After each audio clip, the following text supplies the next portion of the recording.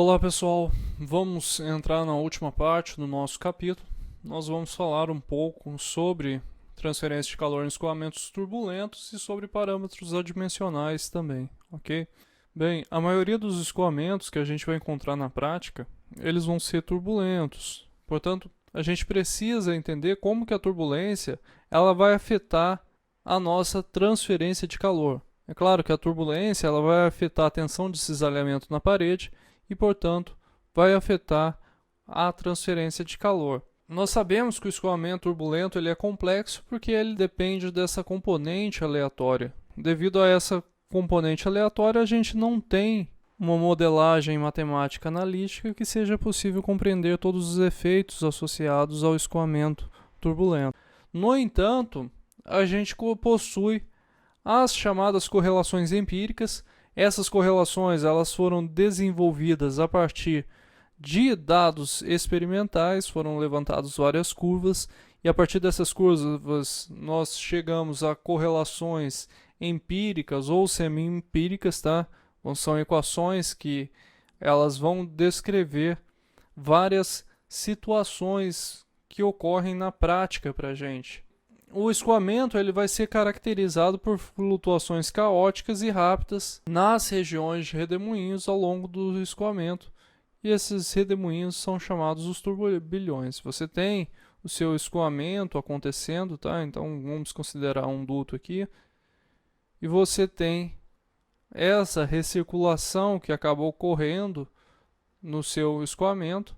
Imagine que você tem a superfície rugosa da sua parede, isso daqui é a nível micro. Uma partícula de fluido ela bate em uma reentrância aqui da sua superfície.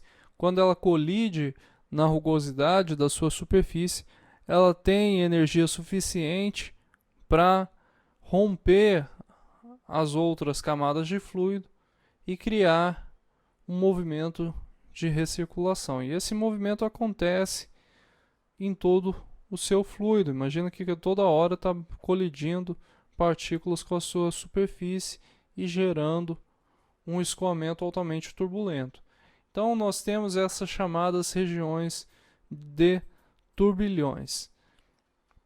Essas flutuações elas vão fornecer um mecanismo adicional de transferência de energia e momento, já que elas vão transportar mais massa e vão colocar partículas de diferentes temperaturas em contato uma com as outras. Os turbilhões eles transportam massa e quantidade de movimento e energia para outras regiões de escoamento muito mais rapidamente que a difusão molecular. Você colocar partículas de temperatura determinada aqui em contato com as outras, você não consegue uma transferência de calor tão efetiva que se eu pegar uma partícula daqui que está mais quente, tá? Vamos supor essa partícula pintada é a partícula que está bem quente. Eu pegar essa partícula e jogar ela diretamente em contato com essa outra partícula aqui que não está tão quente, tá? Então o que acontece? Quando eu consigo fazer essa transferência bem rápido, eu tenho uma mistura nos meus componentes moleculares e, portanto, eu tenho uma maior troca de calor efetiva. O escoamento turbulento vai ser associado a valores bem mais altos dos coeficientes de atrito, transferência de calor e transferência de massa. O escoamento turbulento ele vai ser associado a esses valores mais altos. Por quê? Quanto maior a minha turbulência, quanto mais alto for o meu número de Reynolds, mais transporte de energia eu consigo fazer entre as moléculas. Existe também o coeficiente de transferência de massa que a gente não vai estudar, mas para vocês saberem, o escoamento turbulento ele aumenta bastante a minha transferência de massa também. No resfriamento evaporativo, por exemplo, se você aumenta a sua velocidade, você consegue retirar mais massa, retirar mais água de uma superfície, por exemplo. A turbulência ela vai provocar também uma intensa mistura nos escoamentos. E quando você tem essa mistura, você vai ter partículas de diferentes temperaturas em contato muito próximo, aumentando a transferência de calor. Vamos mostrar aqui para vocês. Imagina que nós temos isso daqui. Nós temos partículas a 12 12 graus Celsius, 7 graus Celsius, 5 graus Celsius e 2 graus Celsius. Quando eu tenho a turbulência, isso daqui é antes da turbulência, depois da turbulência, uma partícula de 12 foi colocada em contato com a de 2 e com outra de 2 graus aqui, com outra de 5. Então a transferência de calor ela vai ocorrer mais efetivamente entre essas partículas do que nesse caso aqui, que a de 5 só trocava calor com a de 2, a de 5, a de 7 só trocava calor com a de 5 e com a de 12, tá? E você tinha apenas esse esquema de transferência. Aqui não. O esquema aleatório, ele aumenta bastante a transferência de calor entre as partículas. Por quê? Porque o meu gradiente aqui, ele é muito maior do que nesse caso aqui. Nesse caso, o meu gradiente aqui era 3, né? De 5 para 2 era 3. Nesse caso, de 2 para 12, o gradiente aqui é 10. Como você aumenta o gradiente, você aumenta a taxa de transferência de calor. Mesmo quando o escoamento de tu médio é permanente, o movimento das recirculações em escoamentos turbulentos causam flutuações significativas nos valores de velocidade, temperatura, pressão e até mesmo da massa específica. Você tem variações de massa também ocorrendo devido a efeitos da turbulência. Vamos para as equações da camada limite. O movimento de um fluido no qual coexistem gradientes de velocidade e temperatura vai obedecer a várias leis fundamentais da natureza, entre elas algumas que a gente já viu: conservação de massa, energia e segunda lei de Newton. Portanto, dessas equações que vão surgir a partir da segunda lei de Newton, nós temos a equação de Navier-Stokes também, que vai definir muito bem a nossa camada limite. Quando a gente acopla todas essas equações, nós temos as equações da camada limite. Vamos considerar um escoamento que a gente tem força de campo desprezível, ou seja, o G seu é igual a zero. Não tem geração térmica do fluido, portanto, o Q ponto também é igual a zero. Nós não temos termos de difusão na direção x do momento e da energia térmica. A difusão ela está ocorrendo apenas em y, não em x. Você tem a difusão ocorrendo apenas na vertical. A gente despreza a difusão na direção da corrente livre. E o gradiente de pressão na direção x pode ser aproximado pelo gradiente de pressão na corrente livre. Ou seja, gradiente de pressão na direção x é igual ao gradiente de pressão na corrente livre. Bem, se a gente tiver todas essas considerações, a gente tem que o gradiente de pressão na direção x é aproximadamente o gradiente de pressão da corrente livre com relação a x.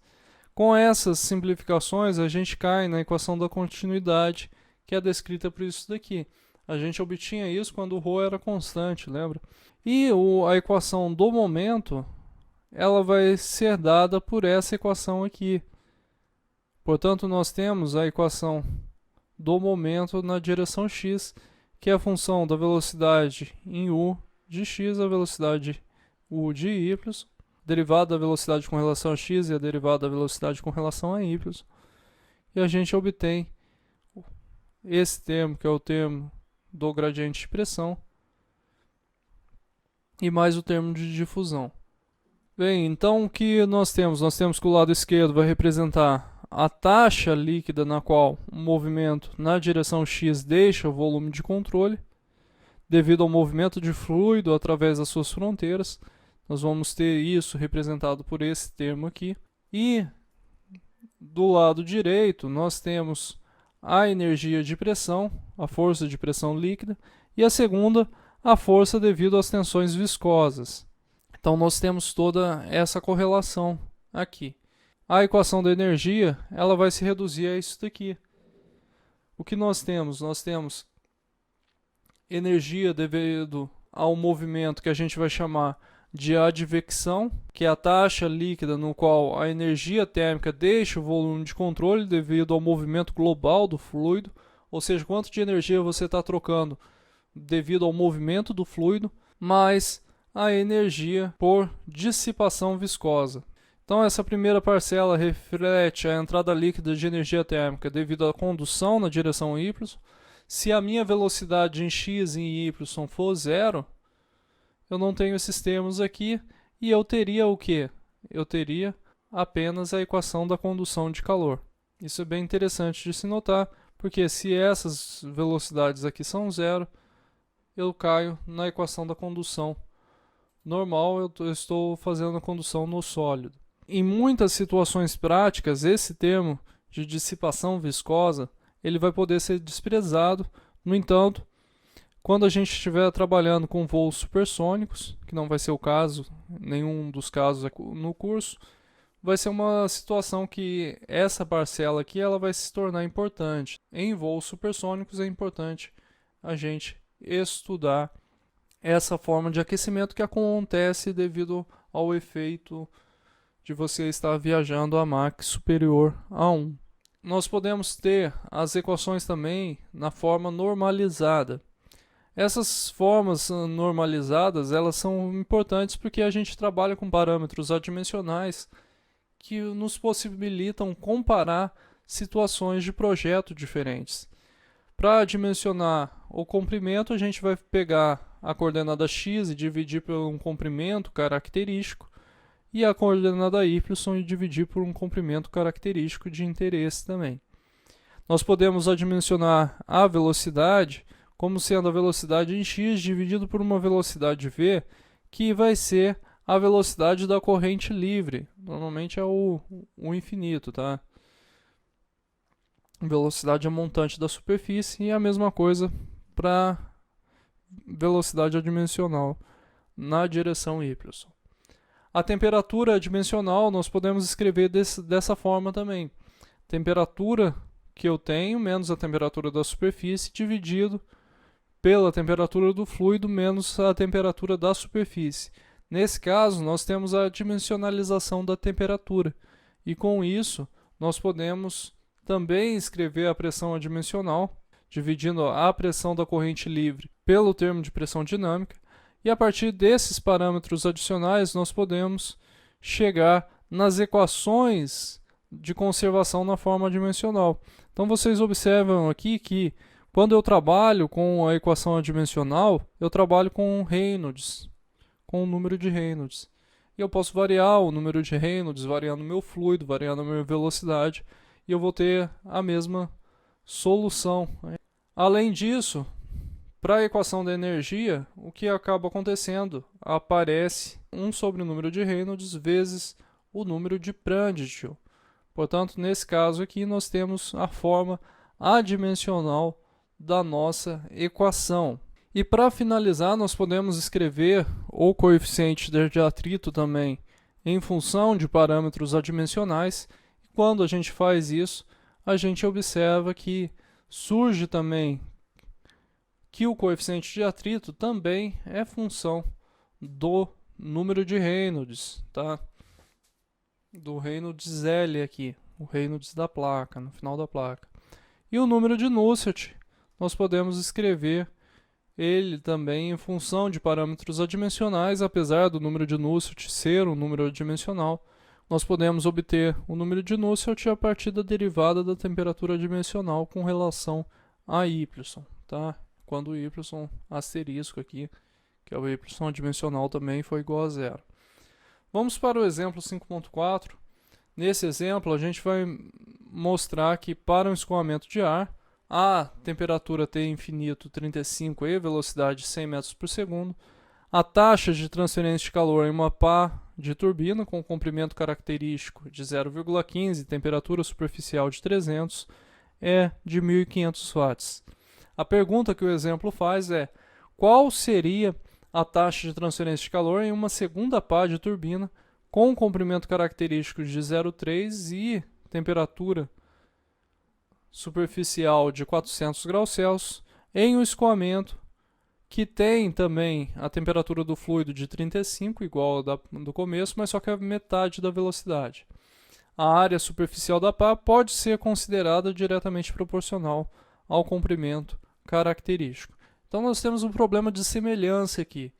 Nós queremos que o Reynolds de um caso seja igual ao Reynolds do outro, o número de Prandtl de um caso também seja igual ao número de Prandtl do outro, e a gente vai determinar qual que vai ser a transferência de calor baseado na análise de semelhança. Então vamos para a resolução desse problema.